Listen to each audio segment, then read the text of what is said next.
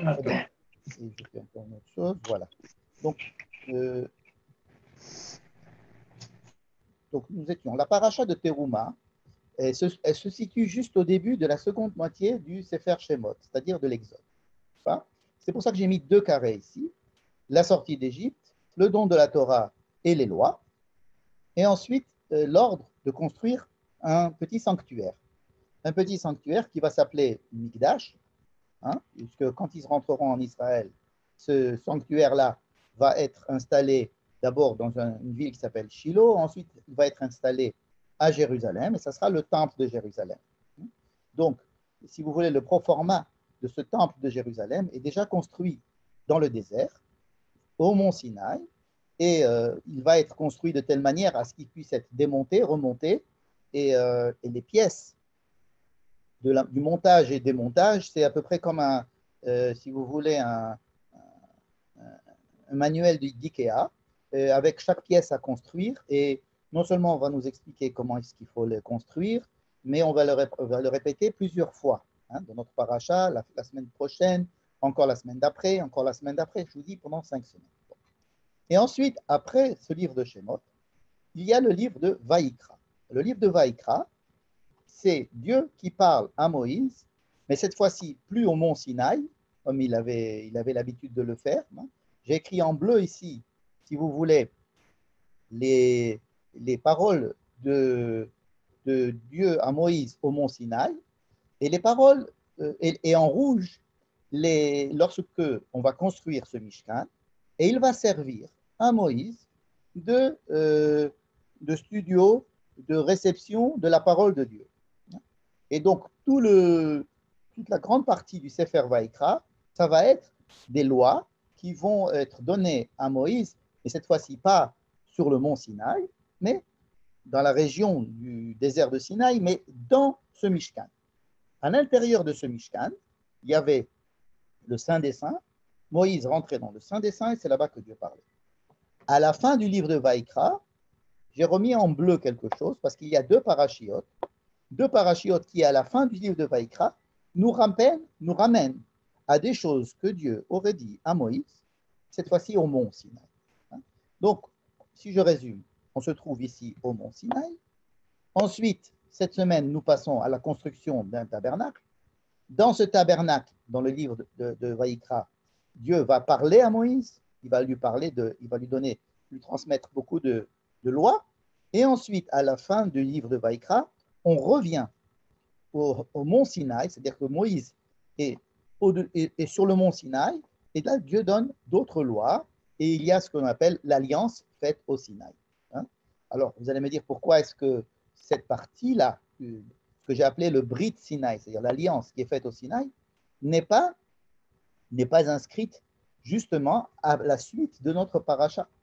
C'est-à-dire qu'on pourrait tout à fait imaginer que chronologiquement, cette partie bleue, elle se trouve en fait là où nous sommes, c'est-à-dire que après Mishpatim. Or, elle a été décalée et mise à la fin du livre de Vaïkra, et quand on y arrivera, on expliquera pourquoi elle se trouve là-bas. Bon. Et donc, nous trouvons ici. Nous nous trouvons justement à la rupture entre la moitié du livre de l'Exode, la première moitié, et la seconde moitié. La question que je pose, c'est que jusqu'à présent, jusqu'à ce moment-là, avant d'entamer la construction du tabernacle, il n'a jamais été question de tabernacle. C'est-à-dire, il n'y a jamais été question, et pourtant des programmes ont été donnés à Abraham, Isaac, Jacob. On avait déjà dit à Abraham qu'il allait avoir un exil de sa descendance dans un pays étranger, qu'ils allaient être mis en esclaves, que Dieu allait les faire sortir d'esclavage, qu'il allait les amener en Israël. Tout ça, ça a été programmé. Même à la sortie d'Égypte, hein, Yetziat Mitzrayim, on avait dit à Moïse, tu vas faire sortir ce peuple et tu vas venir sur la montagne du Sinaï et ensuite je vous amènerai sur la terre d'Israël.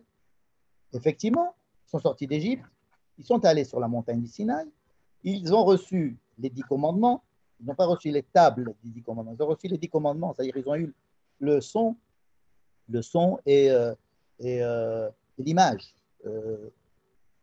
Mais ils n'ont pas eu les tables de la loi, pas encore. Et ensuite, Moïse leur a transmis aussi c'était les lois qui étaient transmises à Dieu, par Dieu à Moïse au mont Sinaï. Eh bien, on s'attend maintenant que, OK, on a fait l'alliance du mont Sinaï, tu nous as donné des lois, très bien, bon, ben, maintenant il ne reste plus qu'à aller en Israël. Hein, ils ne sont pas très très loin, ils sont à 11 jours de marche, ils peuvent rentrer en Israël. Et non, on rentre dans un sujet, encore une fois, qui n'a jamais été abordé jusqu'à présent et qui nous tombe dessus, si j'ose dire. Il faut que vous construisiez un tabernacle.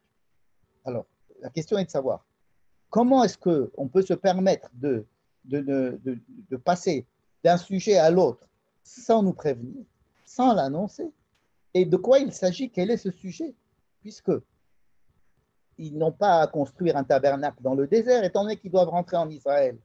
Il n'est pas question qu'ils restent 40 ans dans le désert encore. Ils ont reçu la Torah, le programme, c'est de rentrer en Israël.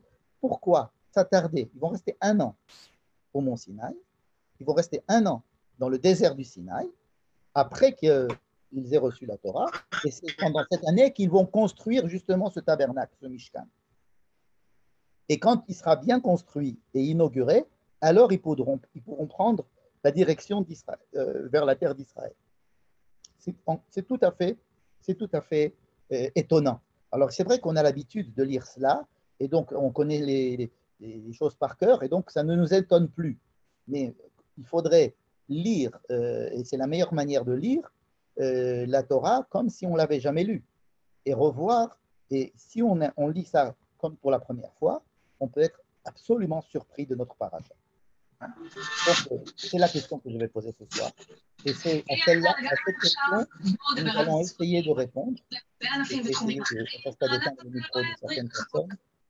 Il y a des gens qui se comptent que non. Voilà.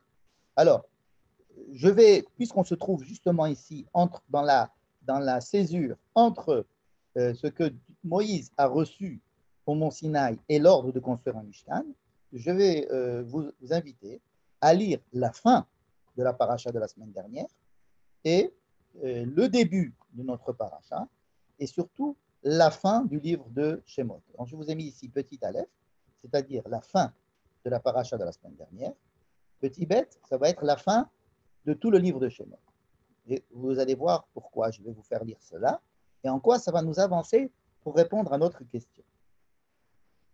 Encore une fois, la question que je pose est une question beaucoup plus importante que la réponse qu'on peut en donner.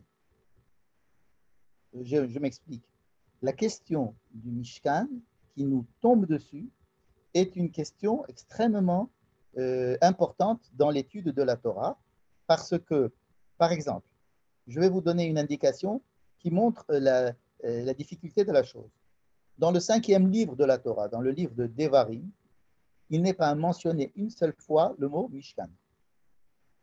Il n'y a pas de Mishkan dans le livre de Devarim, alors que Moïse est censé être avec le peuple autour du Mishkan, et il leur raconte toute l'histoire qui s'est passée depuis la sortie d'Égypte jusqu'à l'entrée en Israël. Il n'est pas fait mention du tout du Mishkan. Il fait mention que d'une seule chose, c'est ce qu'on appelle le Aaron. Aaron, c'est-à-dire la boîte dans laquelle on a mis la Torah dedans, n'est-ce pas? Donc, vous voyez qu'il y a une possibilité de lecture de la Torah sans Mishkan. C'est la lecture du livre d'Evarim. Et donc, il y a une lecture qui pourrait nous dire que on pourrait lire une lecture où le Mishkan n'existe pas et on n'en saurait pas, ça nous manquerait pas trop. Évidemment, toute la construction du tabernacle, les sacrifices qu'on fait, tout ce qu'il y a dedans, c'est quelque chose qui prend une énorme importance dans toute la Torah, dans le livre de Shemot, Vaïkra, et même dans Bamidbar, puisque c'est lui qui est au centre de la construction du campement. Mais encore une fois, c'est un sujet qui est un sujet, j'allais dire à part.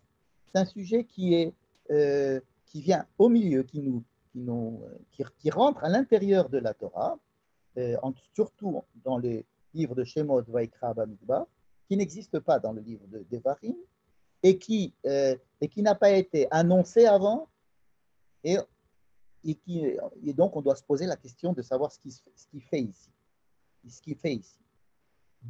Une autre question, c'est la dernière question que je poserai avant de commencer à essayer de répondre, c'est que dans la fin de la semaine, la paracha de la semaine dernière, regardez ce qui est écrit. Vayomer Adonai el Moshe. Dieu dit à Moïse, allez Elai Ha'ara, monte sur la montagne, c'est-à-dire on est après les 10 commandements, et il lui demande de remonter encore une fois sur la montagne afin de lui compléter les lois. Il va lui donner d'autres lois. Alors pourquoi est-ce qu'il lui demande de monter? Veheyesham, je te demande d'être sur cette montagne. Ve'etena lecha, je vais te donner et luchot ha'even, les fameuses tables de la loi qui sont en pierre. Jusqu'à présent, il ne lui a pas donné. On a simplement entendu les paroles. Est-ce qu'on les a entendues de Moïse? On les a entendues peut-être du ciel. On ne sait pas d'où on les a entendues, mais on n'a pas la pierre avec les paroles gravées. Donc là, au mont Sinaï, il doit recevoir les pierres gravées. Donc les 2 grandes pierres où il y a écrit les 10 commandements. Veha Torah, et aussi la Torah. Alors qu'est-ce que c'est que la Torah? La Torah, c'est peut-être la loi, c'est peut-être l'ensemble des lois. Veha mitzvah, et la mitzvah. Et il n'y a pas écrit les mitzvot. Des fois en hébreu, on dit un singulier qui nous donne le pluriel, comme on dirait de l'argent. Même si on en a beaucoup, c'est de l'argent.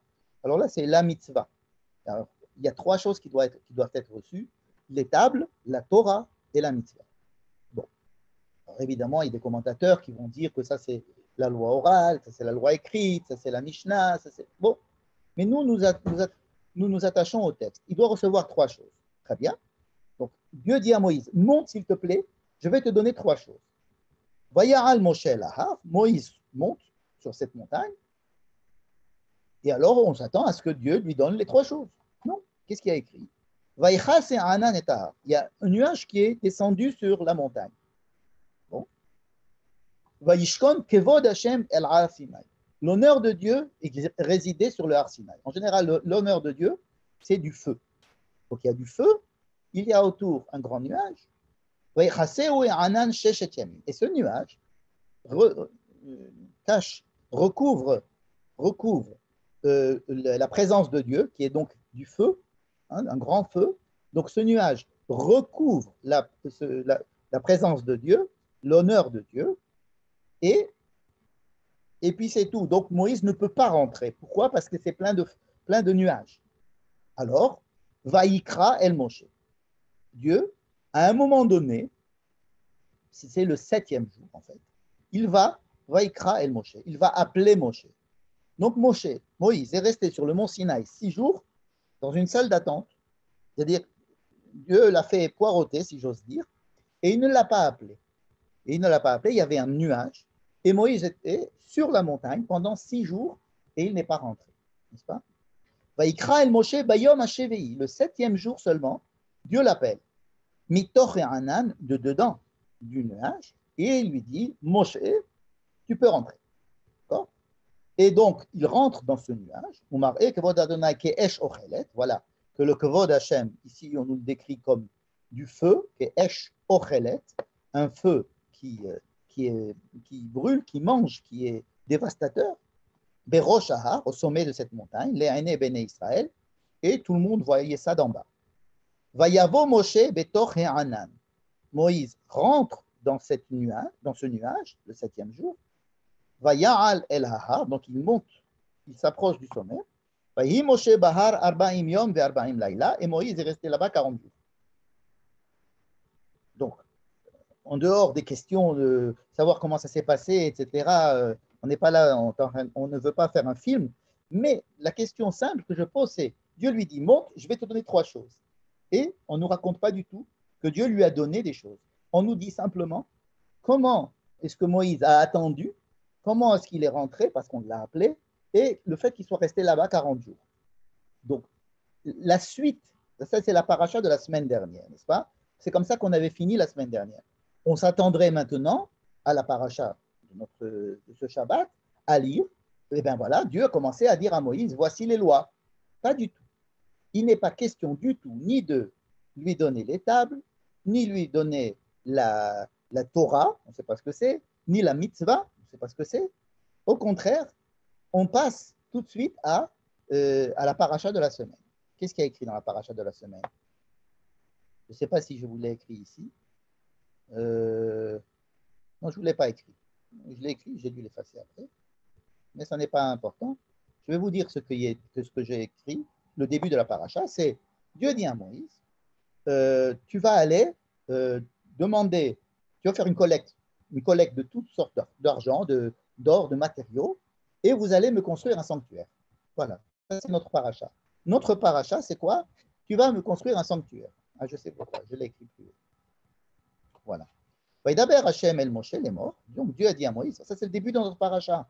Daber el Béné Israël, va parler aux enfants d'Israël, veikrouli trouma. Trouma, c'est-à-dire qu'ils vont donner, ils vont prendre pour moi une trouma, c'est-à-dire un don, quelque chose qui va les élever, vous savez, quand on donne, on s'élève aussi un petit peu, et avec tout ce qu'ils vont apporter, tu vas me construire un temple. Voilà. Alors venons voir ce qu'il y a écrit dans notre paracha d'abord. Alors, il va lui dire, il va lui donner, comme tout à l'heure je vous ai dit que c'était à peu près comme un dépliant de Ikea. Voilà, numéro 1 jusqu'à numéro 10. Tu vas me construire d'abord un Aaron, puisque c'est qu'un Aaron, ça veut dire une boîte. Ensuite, tu vas me construire une caporette. Caporette, c'est quoi? C'est une planche plane sur laquelle il va y avoir 2 chérubins. Il faut me construire une table, une menorah, c'est-à-dire un candélabre. Ensuite, il va falloir construire des tentures. Ensuite, il va falloir construire des tentures pour le Saint des Saints. Ensuite, des tentures pour tout le Ohel. Ensuite, les kerachim, c'est-à-dire des morceaux, des planches de bois. Il va falloir coller les unes aux autres avec des barres de fer, des barres de bois, pardon, qui vont les réunir. Et donc, on va construire, si vous voulez, cet enclos-là, que je vous ai symbolisé. Je vais vous expliquer de quoi il s'agit. Ensuite, il va falloir construire un troisième lieu, qui est la cour, ce qu'on appelle le Khatser. Et ensuite, où c'est qu'on est Kerachim, et la parochette. La parochette, c'est un tissu qui va faire la séparation entre le Saint des Saints et ce deuxième local. Et ensuite, le Misbeyach. Et ensuite, les Hamoudé Khatser, c'est-à-dire les piliers pour pouvoir construire. Bref, c'est vraiment une construction minutieuse de tous les éléments, non. Hein. Il reste 2 éléments en pointillé ici qui ne sont pas décrits dans notre paracha, ils seront décrits plus tard. Alors, comment est constitué le Mishkan pour nous rappeler de quoi est constitué le Mishkan. Donc, nous rentrons ici dans le Mishkan. Je vous rappelle que le Mishkan, ce tabernacle, ça va être le proforma, comme j'ai dit tout à l'heure, du temple de Jérusalem ou du temple qui était à Shiloh. Et donc, c'est exactement comme ça. Les dimensions sont différentes, mais tout est préservé. On rentre par là, hein, là c'est l'est. On rentre. Cette cour-là, s'appelle la cour d'ailleurs, elle est à ciel ouvert. Il y a ici, en bleu, ce qu'on appelle le Misbeyar, c'est-à-dire l'autel pour faire des sacrifices. Ensuite, qui c'est qui peut rentrer là? Tout le monde peut rentrer là. Tout le monde peut rentrer là. Par contre, après, on peut rentrer ici dans un deuxième enceinte. Cette fois-ci, on rentre dans quelque chose qui est recouvert par en haut. On n'est plus à ciel ouvert, on est avec des tentures en haut. Et il n'y a que les Kohanim qui, après s'être purifiés, peuvent rentrer ici, ce qu'on appelle le Ohel, ou alors le Mishkan. C'est vraiment le Mishkan, c'est-à-dire le tabernacle. Il a le nom de tout l'ensemble, mais il a surtout le nom de ce qui se trouve sous les tentures. C'est les tentures qui font le Mishkan. Bon. Qu'est-ce qu'on trouve là dans ce second espace? En entrant à droite, il y avait un petit autel, mais dont on n'en parle pas cette semaine. À gauche, il y a ce qu'on appelle la menorah, c'est-à-dire un candélabre à 7 branches. À droite, il y a la table. Sur la table, il va y avoir 12 pains qui seront changés une fois par semaine, qui seront mangés par les Kohanim. Ensuite, il y a encore une autre fois un rideau, qu'on appelle un parochet. Ce rideau-là est un rideau qui limite l'accès à un troisième espace, qui est le Saint des Saints. Dans le Saint des Saints, il n'y avait que Moïse qui est rentré. Et dans ce Saint des Saints, le grand prêtre, durant les années, pouvait rentrer, mais seulement le jour de Kippour. Qu'est-ce qu'il y a dans ce Saint des Saints? Dans ce troisième espace, il est évidemment lui aussi recouvert de tentures. Hein, et il y a deux choses. Il y a le Aaron, ce que j'ai mis en rouge. Aaron, c'est-à-dire la boîte. D'ailleurs, il y a des gens qui parlent du tabernacle pour désigner uniquement cette boîte-là. Et dans cette boîte, on va mettre la Torah. À côté de ou au-dessus de ce Aaron, il va y avoir une planche en or, qui a les mêmes dimensions que le Aaron, sur lesquelles il y a les deux chérubins. Je m'excuse, je n'ai pas dessiné les chérubins, mais j'ai mis ici deux petits triangles pour dire qu'il y avait ici deux chérubins. Voilà. Donc ça, c'est la description minutieuse de tous ces éléments-là. Évidemment, il y a la description de tous les piliers en bois qui sont les uns reliés aux autres, qui sont vraiment collés les uns aux autres en ce qui concerne le Ohel. En ce qui concerne le troisième, la cour, là, les piliers ne sont pas joints les uns aux autres, ils sont espacés avec des tentures qui rejoignent le reste. Bref. Ok, je ne perds pas de vue ma question du début. C'est qu'est-ce que ça vient faire tout ça? Pourquoi est-ce qu'on rentre dans ces histoires-là? On a besoin d'un temple, on a besoin de quoi s'agit-il? Est-ce que c'est parce que on a besoin de faire comme tout le monde, et comme tous les peuples avaient des temples, alors aussi on nous fait un temple. En Égypte, il y avait des temples, on nous demande de faire la même chose. Il y a beaucoup de possibilités, beaucoup de questions. Il y a beaucoup plus de questions d'ailleurs que de réponses. Mais encore une fois, c'est mon intention d'essayer d'y répondre.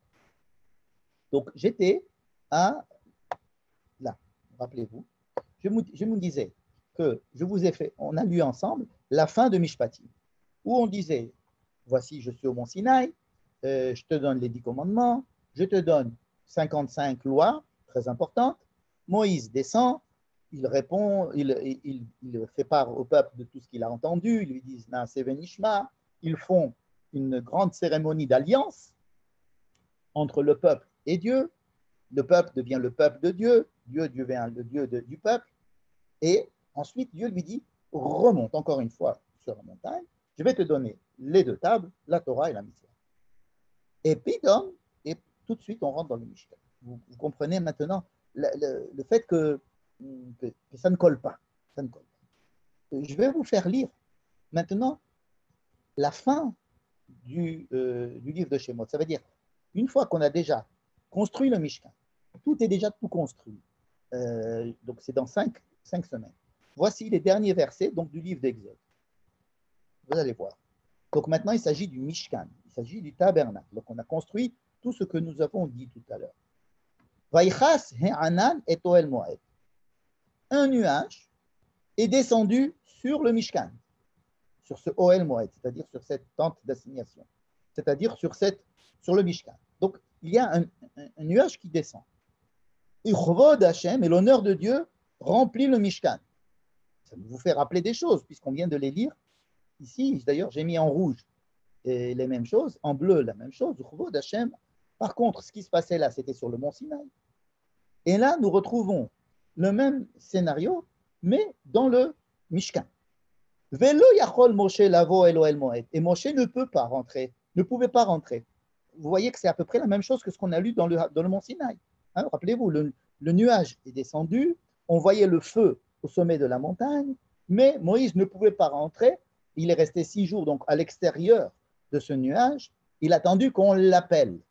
Et donc, il ne pouvait pas rentrer. Et bien là aussi, quand il s'agit de rentrer dans ce Mishkan, on va l'appeler le Mishkan, on ne va pas dire à chaque fois tabernacle, disons le Mishkan, et quand il veut rentrer dans ce Mishkan, il ne peut pas rentrer. Pourquoi? Parce qu'il y a du feu qui est entouré avec un nuage, et donc on ne peut pas y accéder. Vod Hashem malé est un Mishkan, on nous le répète encore une fois, et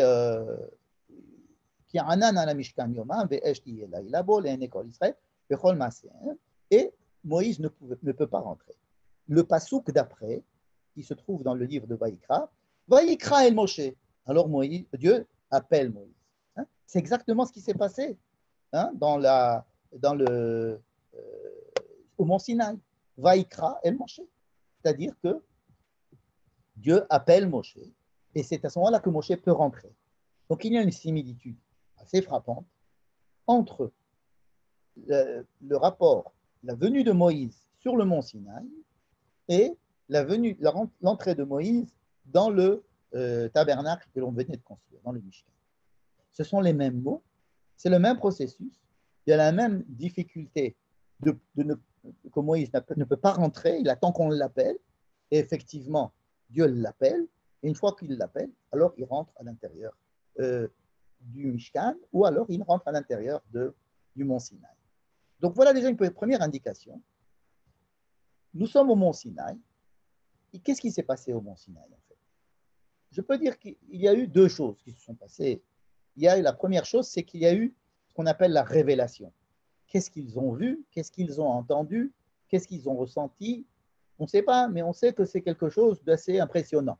En tous les cas, qui les a impressionnés, il s'est passé quelque chose.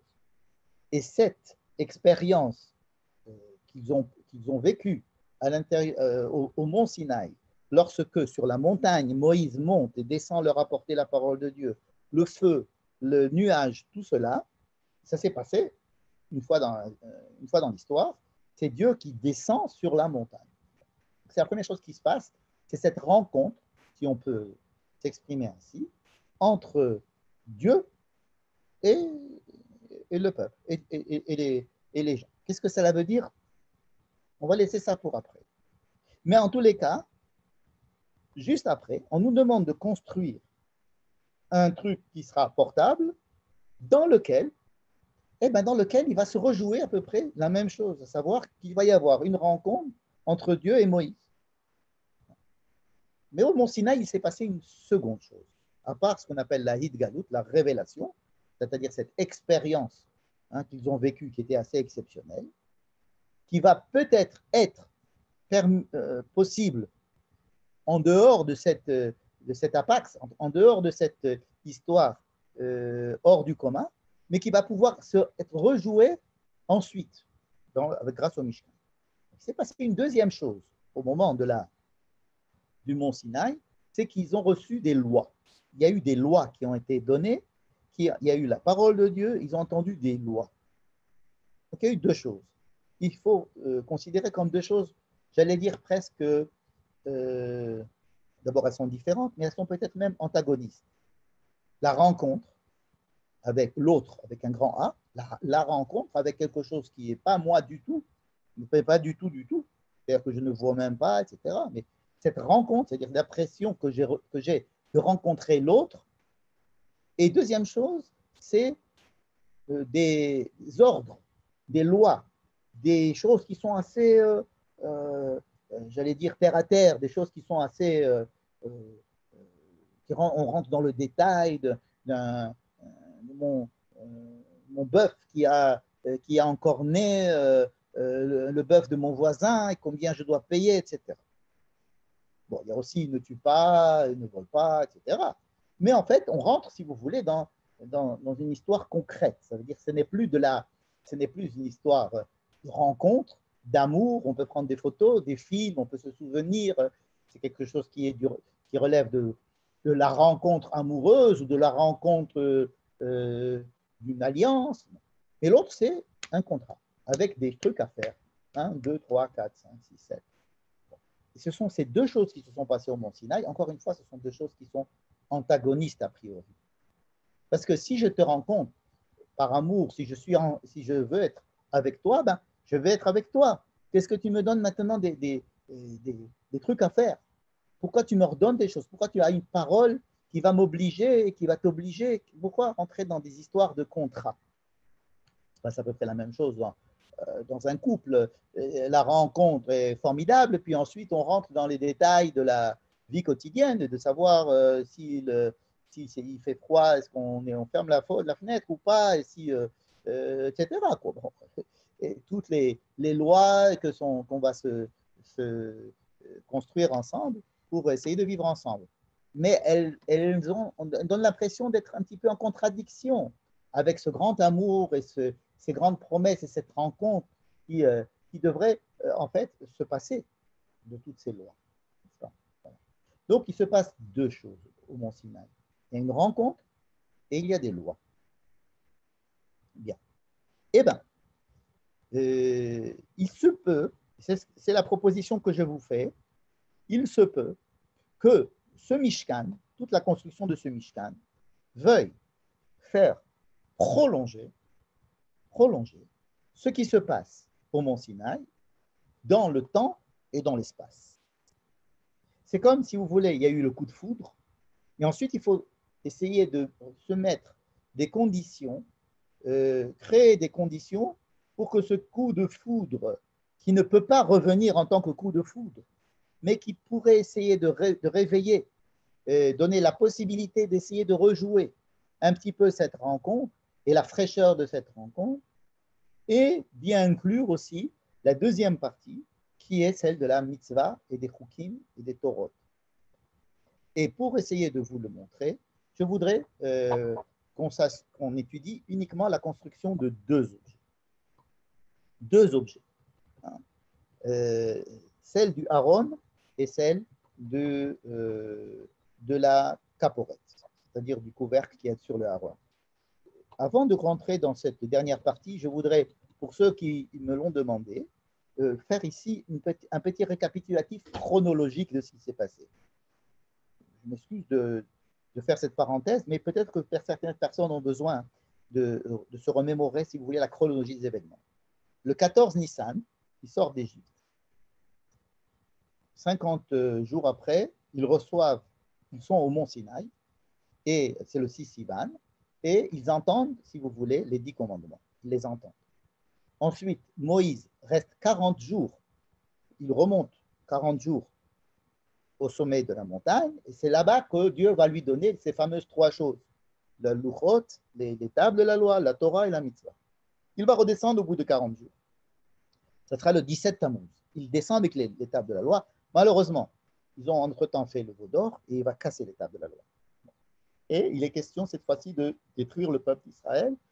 40 jours, pendant 40 jours, Moïse va essayer de réparer, si vous voulez, cette faute. Il va punir les fautifs, il va demander à Dieu du pardon. Le premier Elul, Dieu lui dit d'accord, alors remonte et reste encore 40 jours sur la montagne, donc il va rester 40 jours. Et le 10 Tishri, c'est-à-dire le jour de Kippour, il va redescendre avec les deuxièmes tables de la loi, n'est-ce pas? Et non seulement les deuxièmes tables de la loi, mais le grand pardon, puisque c'est à ce moment-là qu'il y a la signature du pardon de la faute du veau d'or qui s'est passé donc 80 jours plus. Voilà. Donc Moïse va rester 40 jours sur la montagne, il va redescendre avec les deux tables de la loi, ensuite il va rester 40 jours en bas pour essayer d'arranger les affaires, il va remonter 40 jours pour descendre avec les deuxièmes tables de la loi, et cette fois-ci, elles ne vont pas être cassées, c'est celles qu'il va mettre dans le tabernacle, dans la boîte, qu'il va construire entre-temps, qui va être construit. D'accord? Voilà, ça c'était pour la chronologie, je ferme la parenthèse, il est possible que certaines personnes aient eu besoin de remettre les choses en place. Donc, où c'est qu'on se trouve, nous, dans la paracha? Alors, on se trouve en principe ici, ça veut dire après avoir entendu les 10 commandements et après que Moïse ait fait l'alliance. Et donc c'est à ce moment-là à peu près. Et puis comme notre paracha dit, viens, monte sur le mont Sinaï et tu vas y rester 40 jours, donc c'est là qu'on se situe. Hein. En fait, notre paracha se situe là. Je vais mettre un petit truc là. Bon, c'est pas grave. Ok, c'est ici que ça se situe. Ici. Alors maintenant, la dernière partie, c'est la démonstration que je voulais vous faire en étudiant vraiment la construction de deux des 10 éléments que nous avons vus, deux éléments. Hein, un mot pour ces 10 éléments. Hein, ça nous paraît bizarre, ces histoires. Mais là, c'est la présence de Dieu. Ensuite, puisque c'est la maison de Dieu ou la maison de la rencontre, eh bien, on va mettre de l'électricité, on va mettre du pain, on va mettre de la viande. Donc, on va permettre, si vous voulez, une sorte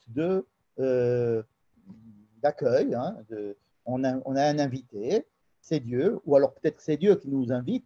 En tous les cas, c'est un endroit de rencontre, c'est une rencontre.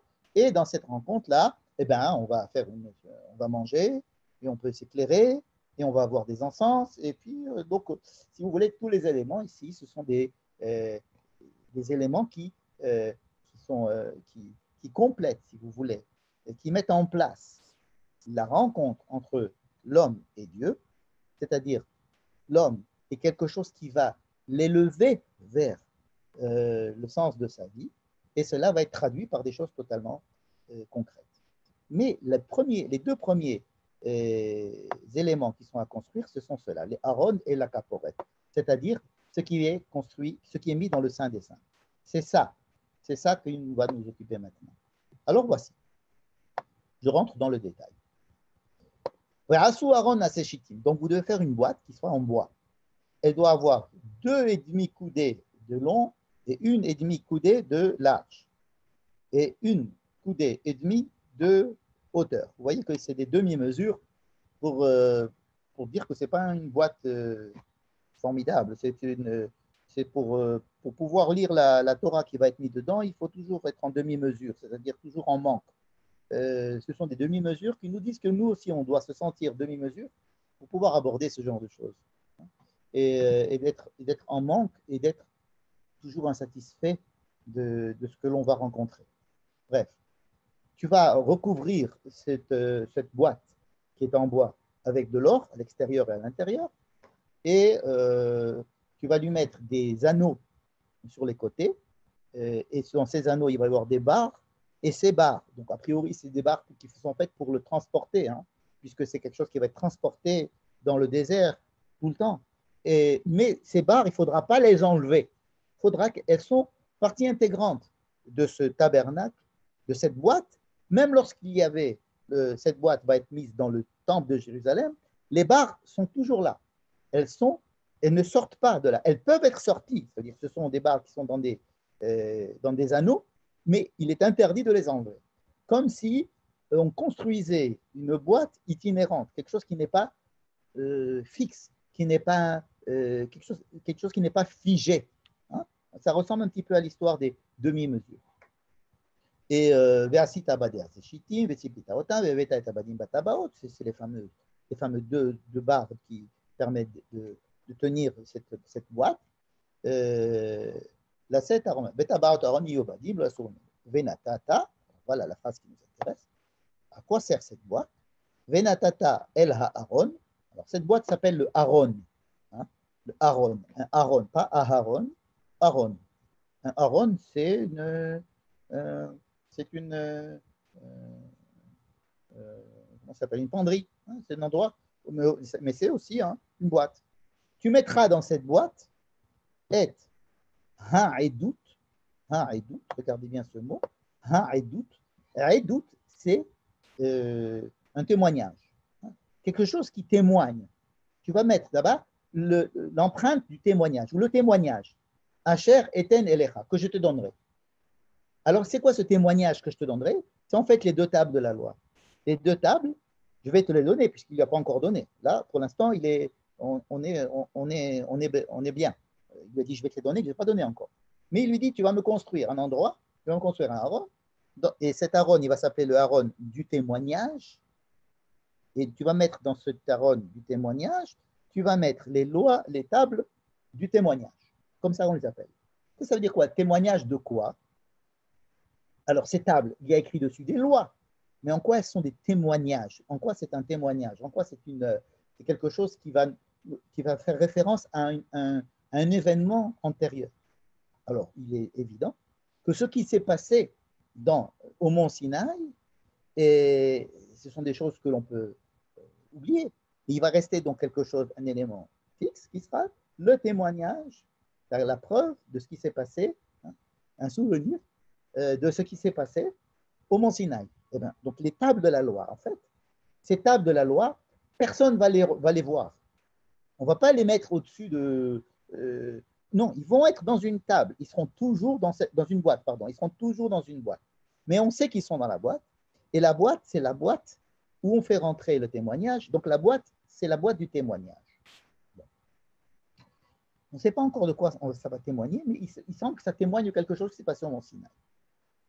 Voilà, on a fini de construire la boîte. Deuxième chose à construire. Veracita caporet. Tu vas faire, alors caporet, c'est vrai que c'est un couvercle, mais c'est d'abord une planche. C'est une planche en or. Une planche en or qui va avoir des dimensions. Un matin, il va orka, alors 2 coudées et demi de long, 1 coudée et demi de large. Évidemment, elle n'a pas d'auteur puisque c'est plan. Mais on se rend compte que c'est les mêmes dimensions que le premier ustensile, le premier clé. Vasita shenaim keruvim, tu vas fabriquer 2 chérubins. Alors là, il dit chérubins comme si tout le monde savait ce que c'était des chérubins. On n'en a aucune idée. Moïse a l'air de parler de chérubins comme si tout le monde savait de quoi. Mais on n'en a jamais parlé dans la Torah des chérubins. Qu'est-ce que ça veut dire que des chérubins, kérouvim? On n'en a parlé qu'une seule fois, c'était au moment où Dieu avait fait sortir Adam et Ève du jardin d'Éden, n'est-ce pas? Et il avait mis 2 chérubins qui les empêchaient de revenir au jardin d'Éden. C'est le seul endroit où il y avait les kérouvim. Comme si les chérubins empêchaient le retour d'Adam et Ève au paradis. Qu'est-ce qu'il y avait au paradis? Au paradis, il y avait la rencontre permanente entre Dieu et l'homme. À la sortie du paradis, maintenant, il va falloir se lever tôt pour le rencontrer. Et ce qui va les empêcher de rentrer, c'est 2 chérubins qui vont être les gardes frontières et qui vont nous empêcher de rentrer. C'est la seule allusion pour l'instant aux chérubins dans la Torah. Et ici. Donc les chérubins, ça nous fait référence, si vous voulez, à ce qui nous empêchait de venir rencontrer Dieu. Et là, justement, la construction de 2 chérubins ça va nous permettre de rencontrer Dieu. Si vous voulez, c'est un petit tikkun, ce qu'on appelle, on revient un petit peu sur ce qui s'est passé lorsque ils sont sortis du jardin d'Éden. Bon. Donc, Shne Keruvim, ils sont en or, il y a 2 chérubins, et il faut les faire l'une ici, l'autre là. Donc, vous voyez que tout est symétrique. Et alors, il faut que les chérubins aient des ailes. Venatata, et hakaporet. Donc, ce deuxième instrument, tu vas le mettre sur la boîte, sur le haron.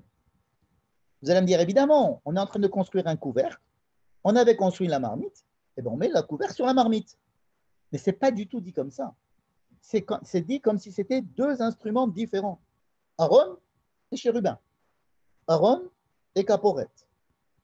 L'ordre de relier les deux, c'est-à-dire de mettre le couvercle sur la boîte, c'est un ordre qui ne devrait pas nous paraître naturel. Et on va essayer de voir pourquoi. Ve'el ha'aron, et dans le haron, et dans la boîte, tu mettras les édoutes que je te donnerai. C'est-à-dire, tu mettras les tables de la loi. Merci, mais tu me l'as déjà dit tout à l'heure. Vous voyez, c'est exactement la même phrase qui était tout à l'heure. Pourquoi on me le rappelle maintenant? Comme si les tables qui vont être mises dans le haron ont 2 fonctions. Une, d'être dans cette boîte. La deuxième fonction, d'être sous les chérubins, sous cette caporette. Et alors là, on nous donne l'utilisation de cette caporette. Je vais te rencontrer là-bas. Dieu parle à Moïse. Veno'adti, ça vient de lehivaed, comme moed, c'est un rendez-vous. Je te rencontrerai là-bas, ou sur cette caporette, mi ben shnei keruvim, entre les 2 chérubins, asher al Aaron ha'edut, qui se trouve sur le Aaron ha'edut, comme si on ne le savait pas, et kol asher atzavé otrail ben Israël. Donc, cette phrase-là nous donne, si vous voulez, la manière de comprendre ce deuxième instrument, qui est la caporette. Son but, ce n'est pas de recouvrir le haron. On n'a pas peur que les tables de la loi s'envolent. Il n'est pas question de recouvrir le haron. On n'a pas besoin. Il y a des marmites qui cuisent très bien sans couvercle. Le haron, de toute façon, il va être caché, il est dans le sein des saints, il n'a pas besoin de couvercle. C'est un deuxième, il faut bien comprendre, c'est un deuxième instrument, c'est une deuxième construction qui, a priori, encore une fois, n'a rien à voir avec le premier. Pourquoi? Parce que dans le premier, il y a la loi, dans le second, il y a la rencontre. Les 2 éléments dont on avait parlé au Mont Sinaï. Il y a ici 2 choses. La rencontre et la loi. Eh bien, ces deux choses-là qui sont la rencontre et la loi, tu vas les mettre l'un sur l'autre. Et lorsque tu vas les mettre l'un sur l'autre, je redéfinis. La loi qui est dedans, c'est la loi qui est la loi dans la boîte, mais c'est aussi la loi qui est sous la rencontre, sous l'endroit de la rencontre. Et alors, regardez ce passouk, je te rencontrerai là-bas et je te parlerai là-bas sur ce couvercle-là, entre les deux chérubins, ça a déjà été dit. Mais c'est maintenant pour relier tous les éléments. Ces deux chérubins qui se trouvent sur la boîte, sur le haron. C'est-à-dire que si tu ne mets pas les chérubins sur le haron, je ne te rencontre pas.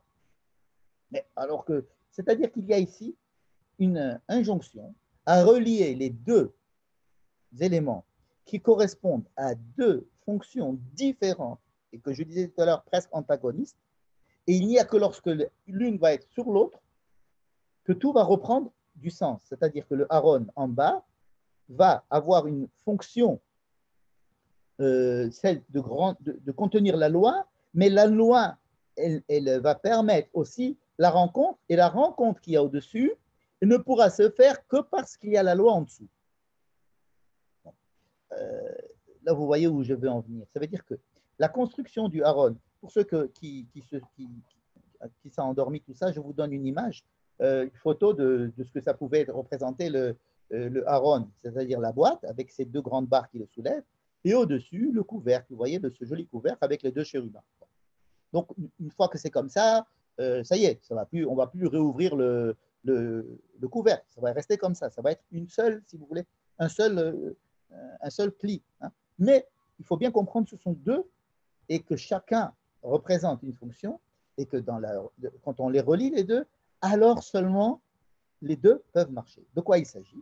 Il s'agit de la rencontre avec Dieu et de la loi que Dieu me donne, c'est-à-dire qui va m'obliger à rentrer en alliance avec lui au niveau de ma pratique quotidienne. Hein, et cette pratique quotidienne est censée me permettre la rencontre. Vous allez me dire, qu'est-ce qui est le plus important? Est-ce que c'est la rencontre ou est-ce que c'est la pratique? Je dirais que l'essentiel, c'est la rencontre. Mais elle ne peut se faire que par la pratique. C'est-à-dire que les mitzvot, maintenant on comprend quel est le sens des mitzvot. Les mitzvot n'ont pour but que de me permettre de rencontrer Dieu. Mais qu'est-ce que ça veut dire rencontrer Dieu? Ça veut dire essayer de créer un décalage entre moi et ma vie quotidienne, ce décalage qui va faire qu'en permanence, je ne vais pas être plongé dans une vie quotidienne, mais je vais pouvoir me décaler d'elle et essayer de donner du sens à ma vie. C'est-à-dire que les mythes, par exemple, je dois manger. Bon, je prends quelque chose, je le mange. Non, avant de manger, tu dois attendre, voir si ce que tu vas manger est cachère, comme on dit. Te laver les mains, faire une beracha, savoir si ça vient de la terre, s'il y a des composés chimiques, s'il y a des conservateurs. Aujourd'hui, ça revient à ça, mais si vous voulez, c'est de savoir d'où ça vient. La terre, de l'arbre, etc. Donc, de faire une bracha pour être conscient de ce qui vient, et ensuite avoir un rapport, j'allais dire, écologique à la chose que je suis en train de manger, et ne pas simplement manger comme je le ferais, comme le ferait un animal. C'est-à-dire que je dois rencontrer l'humain qu'il y a dans ma fonction de manger. Rencontrer l'humain, c'est rencontrer Dieu, mais rencontrer Dieu, rencontrer l'humain, c'est la même chose pour moi. C'est-à-dire, Dieu est là pour mettre en exergue la partie de l'humain. De l'humain, c'est-à-dire quelque chose qui est élevé, qui n'est pas limité au côté matériel. Donc, cette rencontre avec Dieu, qui m'invite à rencontrer Dieu, c'est-à-dire à rencontrer ce que ma condition d'humanité exige de moi, hein, rencontrer Dieu, c'est rencontrer l'exigence d'humanité que la vie, que la vie m'a mis en situation.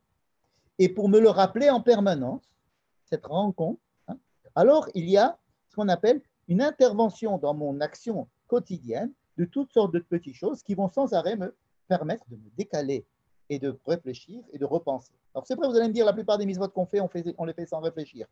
C'est une erreur. C'est une erreur, mais c'est fait pour, si vous voulez, avoir ce décalage. Créer ce décalage, c'est la chose la plus difficile.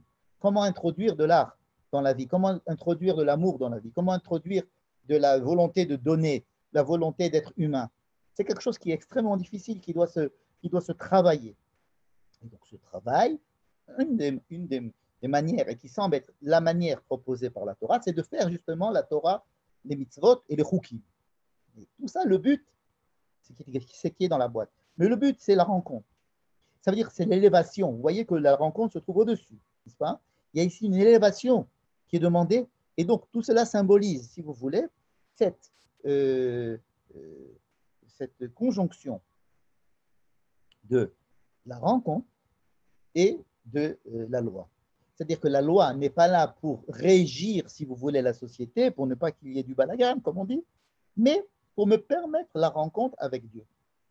Et pour ceux qui voudraient savoir ce que c'est que Dieu, je ne sais pas moi qui vais le définir, mais c'est ce qui pour moi est la rencontre avec Dieu, puisque c'est quelque Dieu, on ne peut pas le voir, on ne peut pas le rencontrer. Par contre, ce qu'on peut rencontrer, c'est la part de Dieu en chaque homme. C'est la neshama, c'est cette part d'humanité. Hein. L'humanité, j'entends par la différence avec l'animalité. Hein. Quelque chose qui va être de l'ordre de la réflexion, de l'ordre de la valeur ajoutée. De la valeur ajoutée. Et cette rencontre avec cette valeur ajoutée et la recherche de cette valeur ajoutée, elle est en adéquation avec ce qui est dans la boîte. C'est-à-dire que les deux choses qui se sont passées au Mont Sinaï, en fait, ont besoin d'un support qui est là, représenté par le Beth Amikdash ou par le Aaron et la Kaporet, puisque ce sont les éléments essentiels. Hein, puis on commence par eux, c'est l'essentiel, c'est ce qui se passe, c'est ce qu'il y a au cœur. Tout le reste, ça va être des moyens d'y arriver. C'est comment manger, comment s'éclairer, comment sentir, comment participer de la vie terrestre. Mais dans cette vie terrestre, en profiter en mettant en exergue le côté humain, c'est-à-dire en découvrant Dieu qui est sur terre. Donc, on se rend compte, en fait, que tout à l'heure, j'ai posé la question, qu'est-ce que ça vient nous faire ici, cette histoire de Mishkan? Ça nous tombe du ciel, si j'ose dire. Hein. Mais en fait, on se rend compte que ce Mishkan, ce n'est qu'un moyen d'essayer de prolonger cette rencontre qui s'est passée au Mont Sinaï, de la prolonger dans le temps et dans l'espace, afin de pouvoir, j'allais pas dire rejouer ce qui s'est passé au Mont Sinaï, mais avoir, si vous voulez, un parfum de cette rencontre qui peut se passer partout, à chaque instant, et à travers ce qui nous a été donné comme loi, mais en se rappelant que les lois sont un instrument, c'est un moyen indispensable, mais c'est un moyen pour essayer d'arriver à cette rencontre qui se trouve sur la caporette, sur le compte des chérubins. C'est-à-dire que si on devait dire lequel est deux les plus importants, je dirais que l'un, c'est le moyen et l'autre, c'est le but. Le moyen, c'est la Torah, c'est la loi, c'est la parole, c'est les paroles qui viendront. Et le but, c'est cette rencontre. Cette rencontre, au départ, c'était entre Moïse et Dieu. Mais le but, c'est de nous apprendre que cette rencontre est possible. Et la loi qui va nous être enseignée va nous permettre à chaque instant, dans toutes les générations, de pouvoir essayer de rencontrer justement cette part de divin, cette part de spiritualité, cette part d'humanité qui est en chacun de nous, qui nous demande de nous élever. Et comme cette demande d'élévation c'est une demande extrêmement exigeante, puisqu'il y a une inertie à vouloir redevenir, j'allais dire, comme des animaux, quoi, chercher à faire les choses les plus basiquement possibles, étant donné que c'est très difficile de soulever cette masse d'inertie et de lui donner un certain dynamisme, une certaine poussée, un vecteur de dynamique.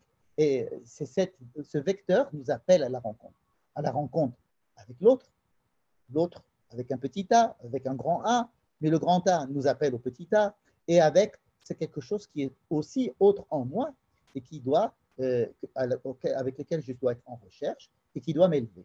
Et donc voilà, le nom de notre paracha, par hasard, s'appelle élévation. Parce que terouma, c'était ce qu'on appelle les dons. Hein. Fais une trouma, ça veut dire donne 100 shekels aux pauvres ou à la synagogue ou ce que je sais moi, ou à l'association contre le cancer. Donc c'est ça qu'on appelle une trouma. Mais trouma veut dire aussi élévation. C'est-à-dire que cette mitzvah et cette rencontre, en fait, son but, c'est de m'élever. Si Moshe réussit à s'élever sur la montagne, c'est un symbole très beau, cette élévation, c'est pour essayer d'élever chacun, bien qu'il n'ait pas besoin de monter sur une montagne. Quand le peuple reste en bas, il peut s'élever aussi, et voir Dieu descendre aussi vers lui. C'est-à-dire que cette rencontre, en fait, c'est vraiment le but de tout ce qui s'est passé jusqu'à présent. Et donc, non, le Mishkan ne nous tombe pas du ciel comme un cheveu dans la soupe, mais il semble être le prototype de ce qui va nous accompagner pendant toute l'histoire du peuple juif, c'est-à-dire essayer de mettre en exergue la part d'humanité que nous pouvons avoir. Voilà, je m'excuse d'avoir été un peu long et je vais cette fois-ci vous donner la parole. Vous avez qu'à ouvrir votre micro et puis vous verrez que vous pourrez poser les questions que vous voulez. Voilà.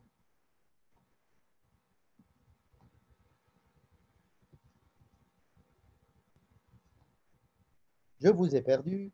Vous n'êtes plus là. Vous avez Non, dormi. c'était très clair, c'est très bien présenté et Razak Baruch. C'est gentil, Daniel. Non, Bémet. Une question quand même, Oui. Michel. Oui, avec plaisir. Et si la rencontre est entre Dieu et l'homme, pourquoi est-ce que les chérubins sont là? Il en aurait suffi d'un seul d'ailleurs. Écoute, la rencontre entre les deux chérubins, la rencontre, c'est les deux chérubins, si tu veux. Tu peux dire que la rencontre, si avec un seul chérubin, c'est pas une vraie rencontre, c'est une rencontre de deux personnes différentes. C'est deux facettes d'une même personne des fois. Mais la rencontre, c'est deux choses. C'est qu'il y a, je te parlerai, Dieu dit, je te parlerai entre les deux chérubins. Ça veut dire que Dieu se trouve au milieu de la rencontre. Les chérubins, on peut dire n'importe quoi sur les chérubins, et prenons-les comme ce qu'on veut. Mais cette rencontre entre deux, alors c'est là où se trouve Dieu. C'est-à-dire, où se trouve Dieu? Il se trouve dans la rencontre entre moi et l'autre. Ça veut dire dans ma façon de réagir vis-à-vis de ce qui est différent de moi. Et même la façon à moi d'être différent de moi-même et de voir la complexité qu'il peut y avoir en moi. Donc, il n'est pas question d'avoir un seul chérubin. Les deux chérubins représentent, si vous voulez, le minimum de la dichotomie qui permet justement comme une batterie. Hein. Il n'est pas question d'avoir une batterie de voiture avec un seul pôle, avec le moins ou le plus. Il faut les deux pour qu'il y ait du courant. Et donc, pour éviter qu'il n'y ait qu'un seul entendement de la Torah. Eh bien, sûr, c'est le principe de la rencontre. La Torah est tout sauf une idéologie figée. C'est quelque chose qui nous appelle à cette rencontre. C'est-à-dire une rencontre, c'est jamais fini, ça surprend tout le temps et c'est en perpétuel mouvement comme un courant électrique. Hein? Quand les gens pensent à cette boîte-là qui est en bois avec une feuille d'or à l'extérieur, une feuille d'or à l'intérieur, je me dis, est-ce qu'il ne va pas y avoir un courant à l'intérieur? Entre ces deux feuilles d'or, ça fait une pile. Parce que l'or, ça ne va pas être le même or exactement qu'il y a au-dessus, qu'il y a dedans et dehors. Il n'y a pas de contact entre les deux feuilles d'or. Alors, il va y avoir ici une pile. Ben, c'est le système de la batterie avec du courant qui passe. C'est mettre les gens sous tension pour les faire élever, pour les élever. Surtout ne pas les endormir. Voilà. Merci beaucoup. Avec plaisir. Merci beaucoup, Michel. C'était très clair. Oui, merci beaucoup, Michel. Alors, je rappelle que le cours était à la mémoire de mon oncle Michel Wafnin, et qui était quelqu'un de bien, très très bien même, et qui nous faisait rire tout le temps. Voilà. Donc on va finir avec un beau sourire en sa mémoire. Et il nous racontait tout le temps des blagues, même très malade, au téléphone, il me racontait des blagues. Et il y a une physiothérapeute qui venait à la maison pour l'aider à bouger un petit peu, et il disait, vous me faites mal, vous êtes antisémite. Voilà, on va rester sur une blague de Michel. Et je vous embrasse à tous et Shabbat Shalom. À bientôt. Shabbat Shalom, merci Michel, ושתוציא עוד צער. Avec plaisir. À bientôt tout le monde. Bye.